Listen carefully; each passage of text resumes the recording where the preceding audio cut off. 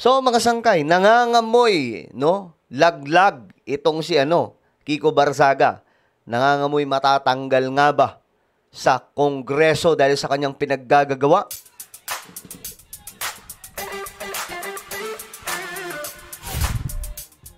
Hello, what's up guys? This is me, I'm back. Okay. Eto, pag-usapan po natin. Kasi, ngayon itong si Kiko Barzaga, na siyang nanguna sa kakapiranggot na people power. Mukhang mayayari mga sangkay sa Kongreso. Pag-usapan po natin yan. Anyway, bago tayo magtuloy-tuloy sa mga hindi po dyan nakakapag-subscribe, tayo po ay malapit na makarating sa 2 million subscribers.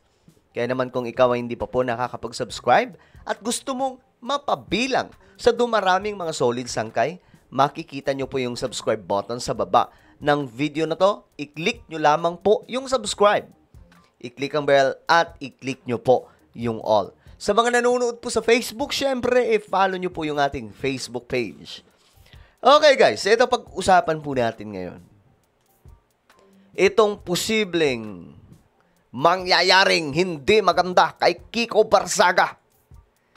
Itong kasi si Deputy Speaker Puno ay mayroon pong pasabog. Panoorin po natin.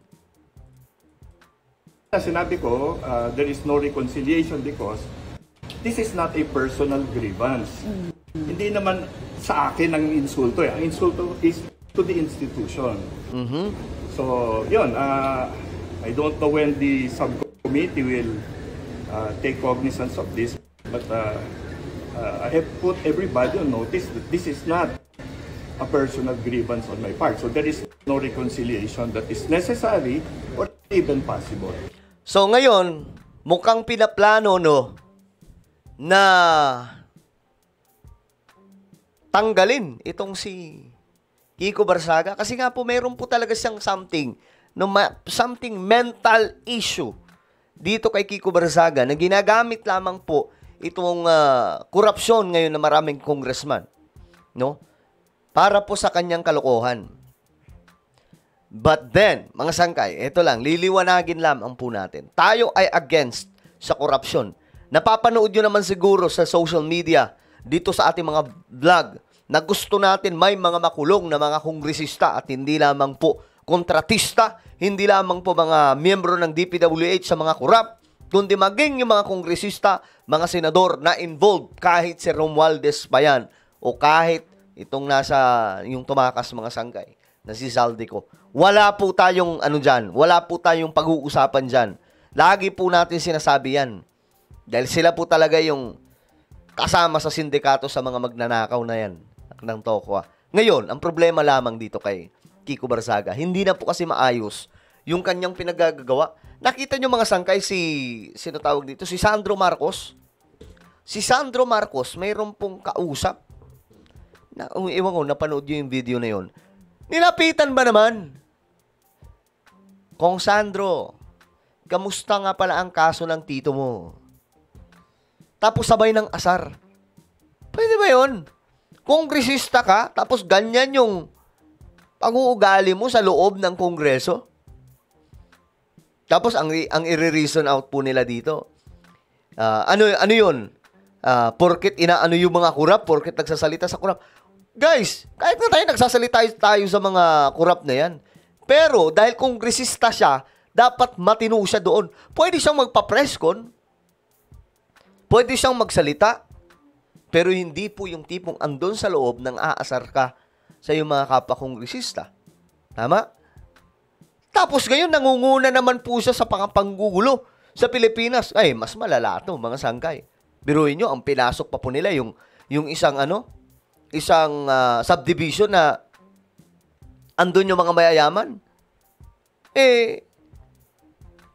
Ang reason lamang po ni Kiko, gusto lamang namin ipakita na hindi porkit mayaman, ganito. Bakit? May kinalaman ba sila sa korupsyon? Kung ang target nila, mga bahay ni Romualdez at ni Zaldico, hindi pa rin po pwedeng maging panakipbutas yun. Maraming nakatira doon na wala namang kinalaman. Speaking, no? Sa mga mayayaman. Baka nga mas mayaman pa po itong si Kiko, 'di ba? Sa mga ibang kongresista dyan, nakita nyo yung dala-dala po niyang pera. Bit-bit na kumakalat sa social media na pinagmamalaki pa. Na akala mo bariya lang para sa kanya. Tapos ngayon, siya pa yung may bumoboses laban sa mga kurap. Hey! Ngayon, maninilikado siya. Mga sangkay. Itong mga mayayamang to na sinugod nila, nagtatax po yan. Galit ngayon. Marami sa mga ito, galit din sa mga kurap. Panigurado. 99% sa mga nakatira doon, galit sa mga kurap. Nagnakaw po sa kaperahan ng taong bayan kasi mismo sila ay may malaking ambag. So ngayon mga sangkay, yayariin siya dito. Ayun sabi dito, House Deputy Speaker Ronnie Puno and Cavite, Representative Kiko Barzaga remain at odds despite efforts to settle differences before the Ethics Committee. Puno had filed a complaint against Barzaga. Nag-file ng complaint for conduct and insights, seditious activity, and unbecoming of a House member. Yari, mukhang matadali dito si Kiko Barzaga kasi nga po nakita niyo yung mga actions niya. Sabi niya dito, on the other hand, Barzaga filed a complaint against Puno for acts constituting misconduct and insinuating mental illness. So ngayon nagbabanggaan itong dalawang ito. Pero mga sangkay, malaki ang chance na malaglag dito si Kiko Barzaga. Kasi mismo mga kongresista, bad trip na rin po sa pinaggagawa niya. Okay yung manawagan laban sa corruption yung ginagawa, mga sangkay nakita niyo yung ginagawa ni yung doon sa navotas na representative, 'di ba? Ni Chanco. 'Di ba? Nakita niyo mga sangkay, maayos. May mga interview, maayos po siyang nagko-call out, 'di ba? Maayos siya na kino-call out yung mga corrupt na mga opisyal. Pero itong atake kasi ni Kiko Barzaga, hindi po talaga maganda. Hindi po maganda unprofessional, miyaw pa ng miyaw, 'di ba?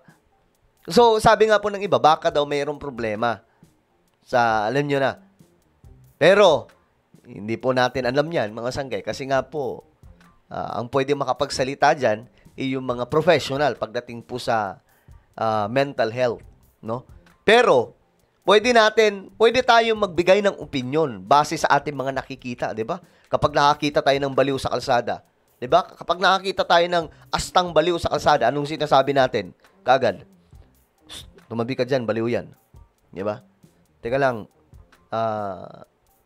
bro, alis ka dyan, delikado yan. Mukhang may tama yan. Di ba? Mukhang may karga yan. So, pwede tayong maglahad ng opinion, mga sangkay, about dyan. Pero ayun nga po, hindi tayo professional. Ang mga professional lamang pagdating po sa mental health ang pwede magsalita dyan. Pero, kung tatanungin ko kayo, mga sangkay, pabor ba kayo na matanggal itong si Kiko Barzaga? Kasi may nagsasalita na po dito, itong si Belhica, ang pinaka-weakest na tauhan ni PRRD na wala pong napakulong, na namumuno pa naman sana sa korupsyon noon. Sabi po niya, Congress will only make Kiko Barzaga a hero or martyr if they suspend or expel or... Ito, sobra na to, mga sangkay, ito, dulo. Alam mo yung mga sangkay, masyado po sila. Ang hilig po nilang gumamit yan, sila naman po ang mahilig gumawa niyan. Diba? Sila ang mahilig gumawa niyan, tapos sila ang mahilig gumamit ng ganyan. Ipapatumba talaga? Okay ka lang, Belhica? Isa ka sa mga inutil na opisyal ni PRRD. Wala kang napakulong na mga kurap. Ni malawakang investigasyon, wala. Ni magpangalan ka ng mga kongresista na mga involved sa korupsyon, wala kang inilabas noon. Diba? Yung hinihiling sa kanya yun. Tapos ito, magkakalat ka ng hero. Wow! Hero! Ano yun? Ninoy Aquino, ang datingan? Ang kakapal ng mukha no? Alam ng buong bansa na may problema dito kay Kiko. Kayo na bahala kung anong tingin yung problema. Comment down below. Alam ng buong bansa, pinagtatawanan nga po siya Mismo mga DDS, wala pong sumama sa kanya sa kanilang rally. 'Di ba? Konti lang. Mga nabudol lamang po para nga pong nagpa-meet and greet lamang po si Kiko Barzaga dun 'Di ba? So, ayun, mga sangkay. Kayo ba? Pabor kayo na tanggalin na po ito sa Kongreso dahil panggulo lang Wala rin namang naipapasang batas to. Alright? So, anong inyong opinion? Comment down below. Meron po tayong YouTube channel, Sangay Revelation. Hanapin nyo po ito ngayon sa YouTube. Kapag nakita nyo na, i-click nyo po yung subscribe. Click ang bell at i-click nyo po yung all. Ako na po ay magpapaalam. Mag-iingat pong lahat. God bless everyone.